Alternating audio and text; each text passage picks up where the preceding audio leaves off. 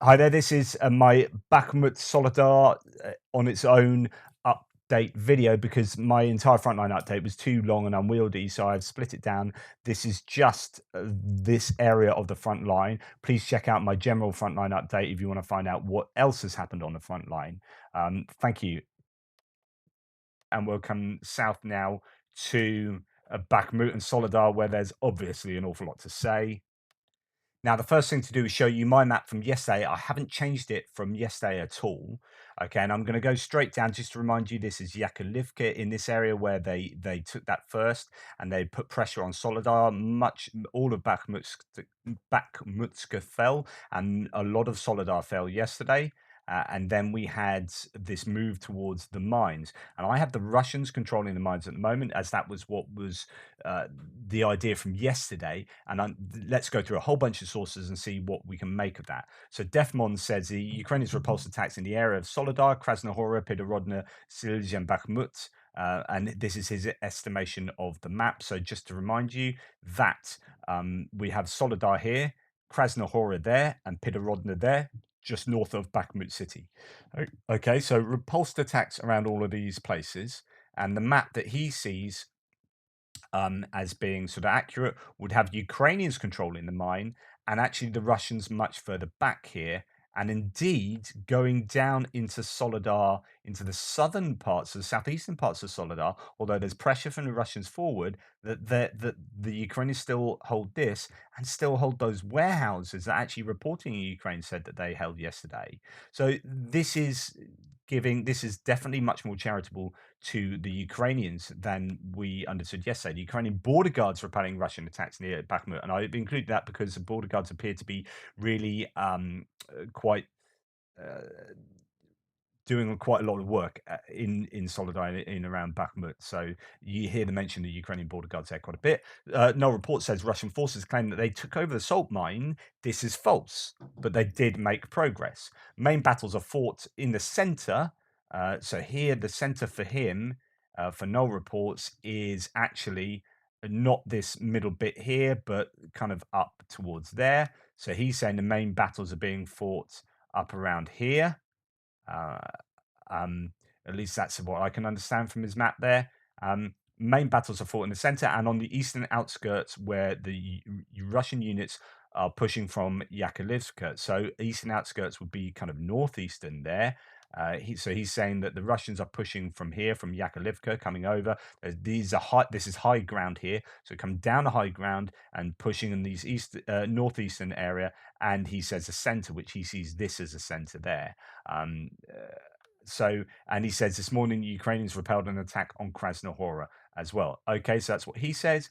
Then we have Syriac Maps, pro-Russian source, saying with the latest advances, 55 to 60% of Soledar city is under Russian control. No truth about the reports of the Ukrainian army fully withdrawing from the city. So he's saying, be careful. Don't say it's not all over. There is a lot of fighting still taking place.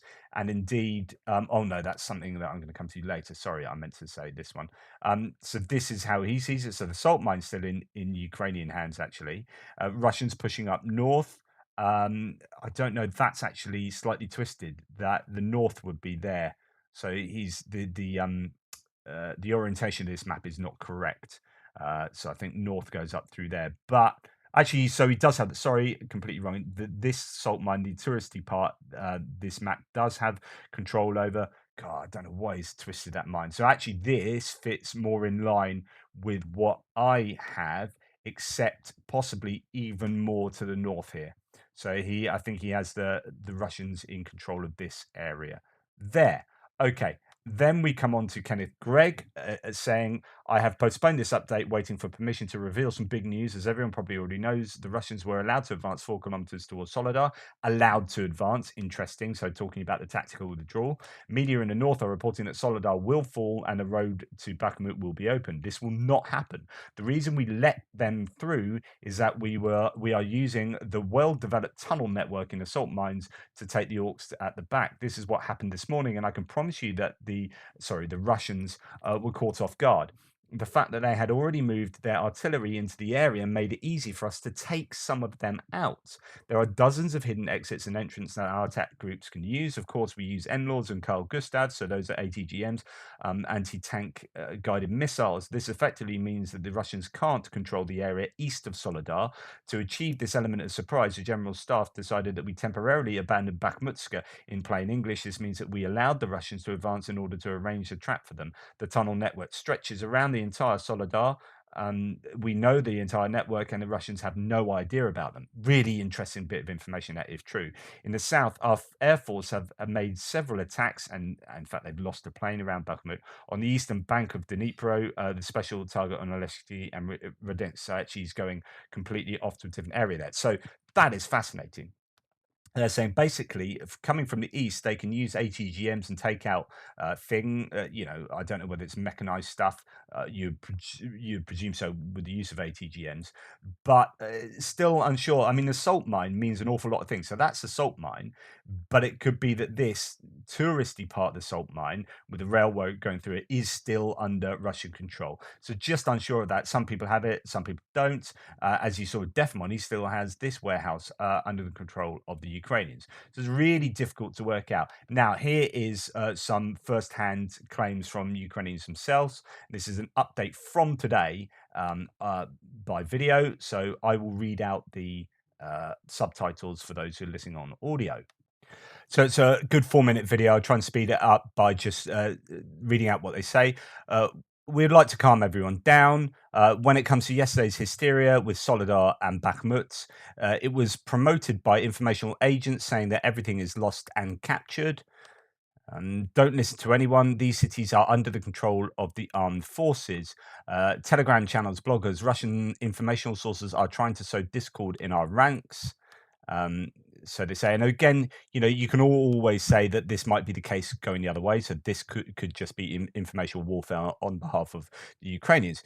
It's just that in Soledar there are no Cossacks covering events. That means there are no Ukrainians covering what's going on. But Yura Butasov has put everything in its place. So this was the Ukrainian journalist who I reported yesterday as saying it's not as bad as everyone thinks.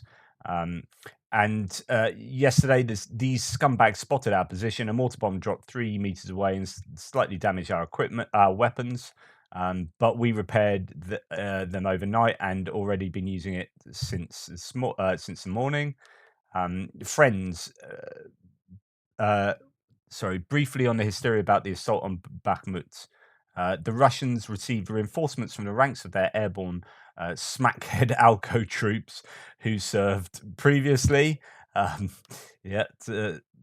that how you like. All this camaraderie, they're unafraid idiots who were told that Bakhmut is done. Go. So they've been coming for 4 days and we've made a pile out of them. So what this is saying is basically just human waves trying to take Bakhmut, and they've lost an awful lot of troops, the Russians that is. And the fields around Bakhmut will soon become a jail cell for drunks. Brother Fox say a few words. So he says, mate, everything is great. We, as usual, are working in our positions. Especially the weather. It's 16 outside. The hands are a bit cold, but we are holding. Everything will be fine. I'll say this, although it's cold, very cold outside, we're still not leaving our positions. We still go out to our tasks and strike the enemy forces. And they think that we'll stop. That if they think that we'll stop, they're wrong. We'll be doing even more despite the conditions. The other side, the occupiers are receiving gifts from us. Friends, we'll wait until the Lend-Lease starts in full swing. With heavy weapons and vehicles, we'll hold as long as needed. Regardless of how hard it is, the Commander-in-Chief's order will be completed. But when the Lend-Lease arrives, let them wait for the best news. Everything will be Ukraine. And don't worry, don't believe any morons, political experts who never served in the Ukrainian armed forces. Stop browsing informational rubbish bins.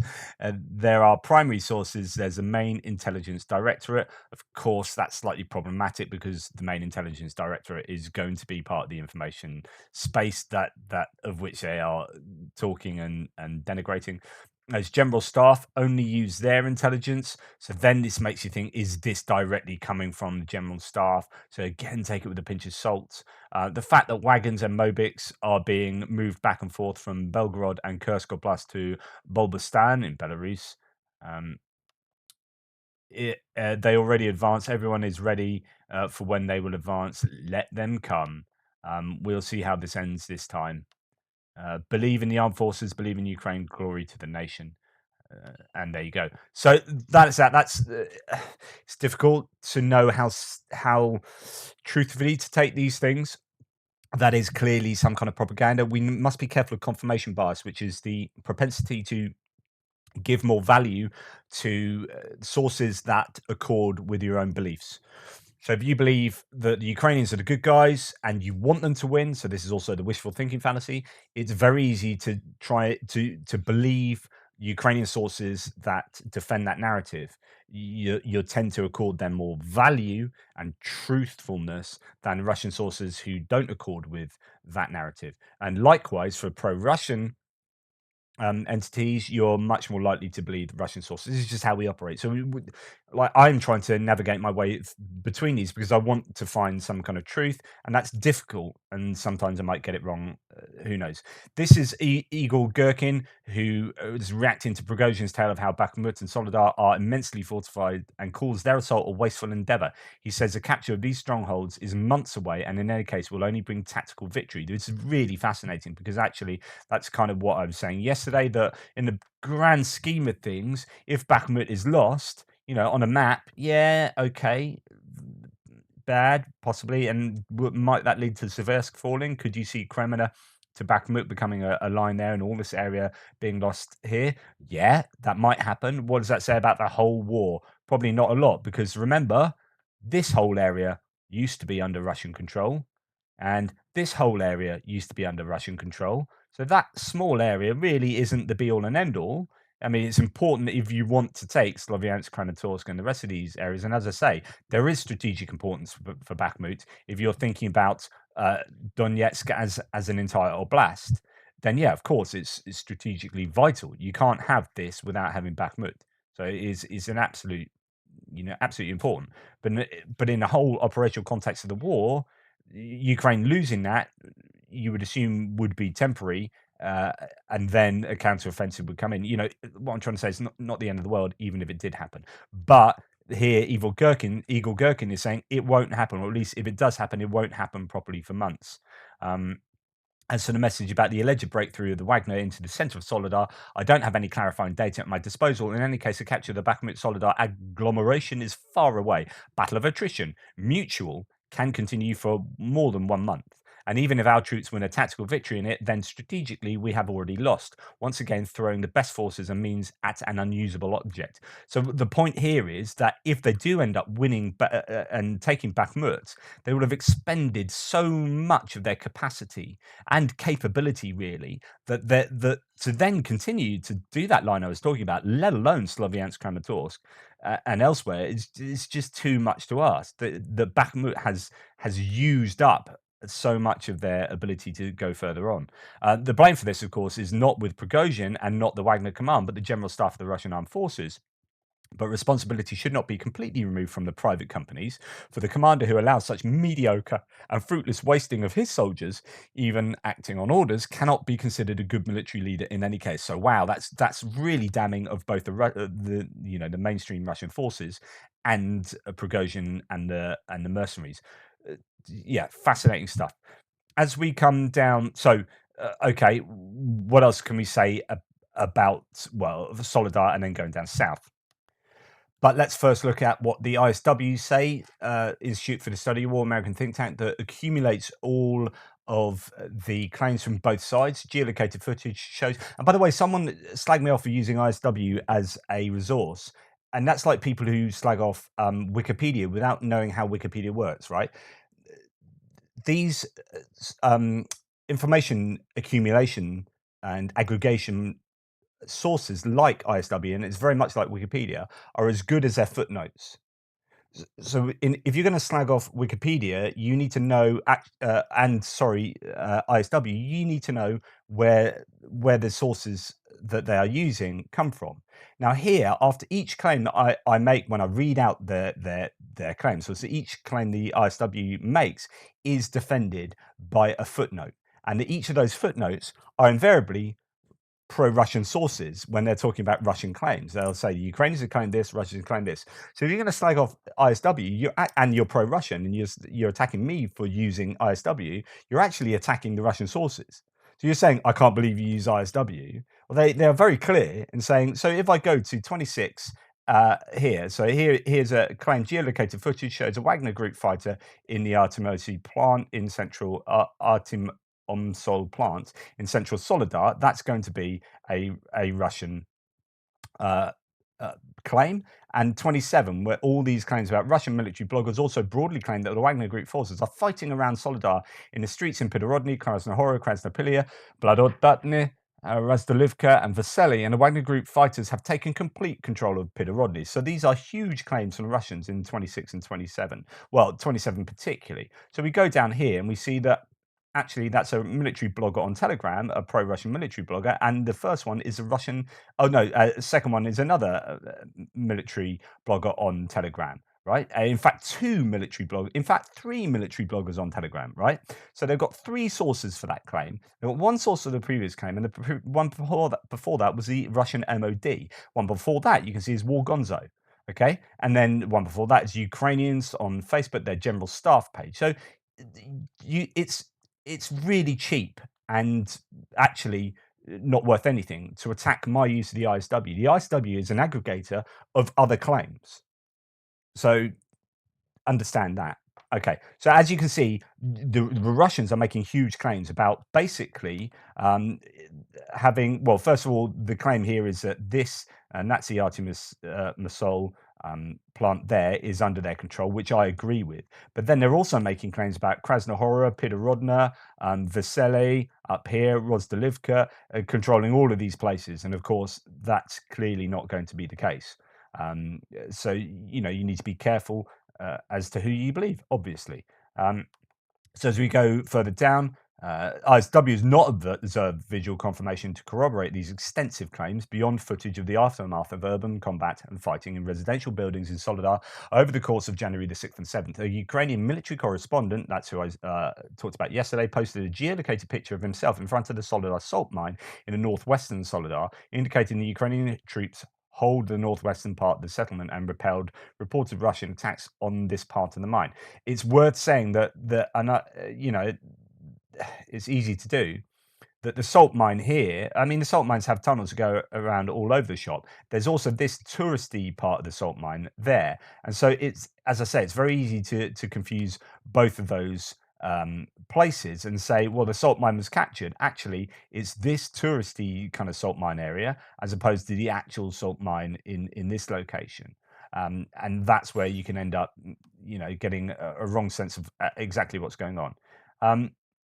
Spokesperson for the Ukrainian Eastern Group of Forces, Serhiy Cherevati, denied Russian claims that Ukrainian troops were withdrawing from Soledar, and the Ukrainian General Staff reported the Ukrainian troops continued to repel Russian attacks on the settlement. So that pretty much gives you a summary of what's going on. The Russians are making pretty extensive claims or Russian military bloggers as to all of these places. But if you look at some of the more reputable sources, including Igor Girkin in this case, is like, no, just be careful. Even Syriac maps are saying 60% tops of Soledar is controlled, and that's obviously going to include all of this area here. So I think something like that is probably fairly accurate, with a healthy bit of grey zone, no doubts. It's interesting as to whether, the Russians definitely control all of this area on the western side.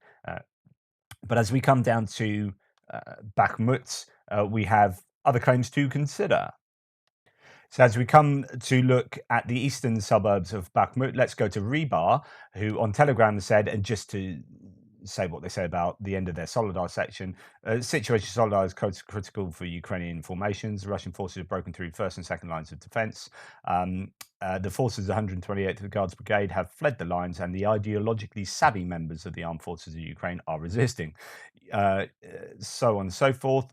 Despite significant successes in Soledar, it's premature to talk about complete control over the settlement. At the moment, there's no evidence of the withdrawal of the Ukrainian forces, armed forces of Ukraine from Soledar.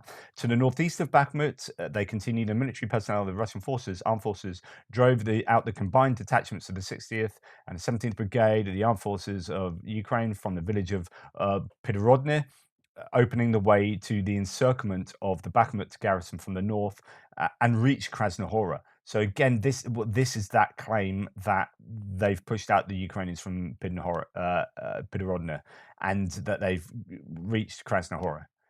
I don't know about that. I'm going to keep it as it is, but that would be sort of bad news if Pidorodne falls because, as I've said before, that's a key to the logistics from the north of into Bakhmut for the Ukrainians. Rebar then goes on to say, broadly speaking, that well, let's see there, eastern outskirts and southeastern outskirts of Bakhmut, they are moving towards a waste sorting plant from the north, from Maximienko Street to the south. Almost the entire street is under the control of the Wagnerites. Okay. In addition, the cleaning of the gypsum plant on Patrice Lumumba Street has been completed and control over Labour Reserve Street has been expanded. That's broadly saying actually there doesn't seem to be an awful lot of movement from yesterday. So this is that street there. They said they're expanding control possibly around here, and the Patrice Lumumba Street has cleared out the gypsum plant there. So yeah, pretty much what I had from yesterday, and that the Ukrainians definitely still do control the waste sorting plant. And in the south and southwest of Bakhmut, the assault on the Ukrainian fortified areas of Opitny and Klishchivka continues, the release of which will completely surround Bakhmut and take under fire control communications from Konstantinivka and Chasiv Yar. To deter the offensive, the armed forces of Ukraine, reserve men of the 60th, 50 reserve men of the 60th Brigade, 2 armored groups of the 3rd Battalion, 28th Mechanized Brigade, as well as a company of the 32nd Regiment of the National Guard and Special Forces of the Kapati Special Operational Forces were brought into battle. So the Ukrainians are using a wide range of troops, including special forces, to make up for their losses, apparently. So there you go. Fighting going on there. It's not great news south. So Opitny, I'm unsure of exactly where the line is in Opitny. The Russians have made some gains there, but I don't know exactly where. I've broadly kept it where it was yesterday, that straight line across there. I have given some extra ground to the Russians just north of Klishchivka, and it appears they might even now be in Klishchivka. Originally, they made attacks towards on the eastern outskirts here in the middle, but it seems now that maybe the north east is under their control. As you can see here from Defmon's map, he has the northeast of Klishchivka in this area around there with a repelled attack in that pocket to the north of more open land. Some roads and settlements there as well. So there's movement for the Russians there, and this is in line with what Suryak, pro-Russian source, says. Situation south of Bakhmut, Russian army and DPR, so not Wagnerites here. Forces continue advancing north of Klishchivka town and reach new sections of the railway and tried to attack the nearby trench system where they were repelled by the Ukrainian army.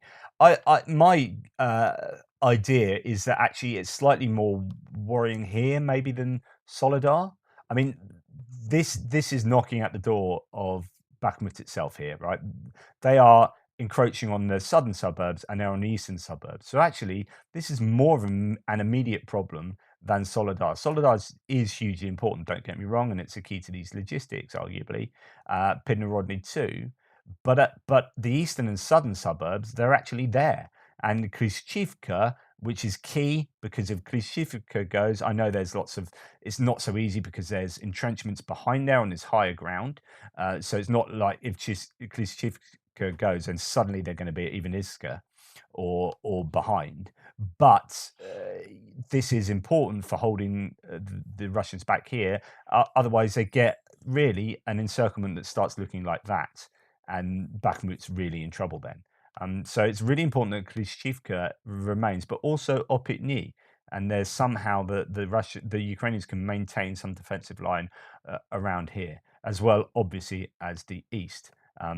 So no report says the main areas of fighting south of is south of Bakhmut near Opitny and south-southeast of Pidorodny, where Russian troops are now strengthened by an almost secured flank, making attacks easier. We've seen Ukrainian reinforcements arrive in Bakhmut. So that's slightly worrying because he's saying that actually this is a really strong flank now.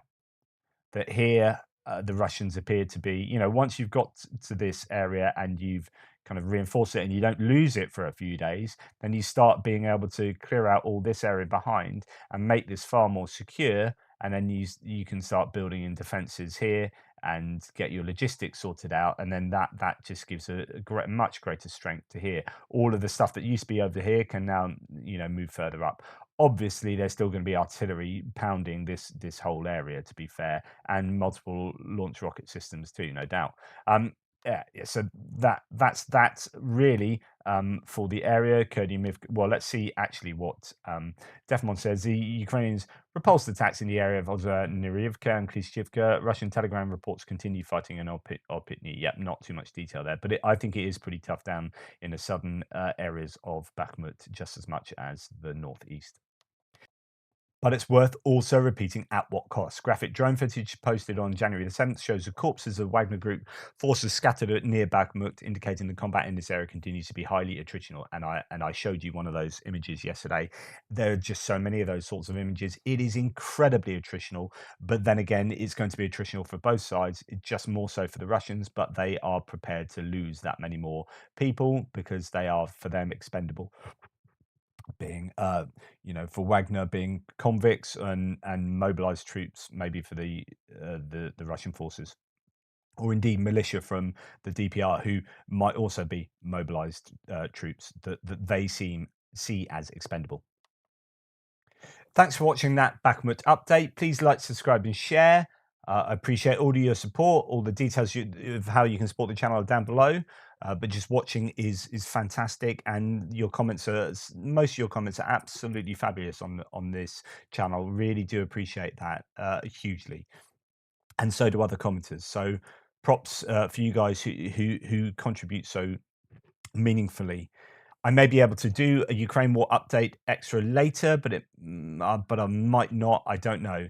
I've got lots of cool stuff to say and to share with you, but I've also got a live I'm doing on my other channel.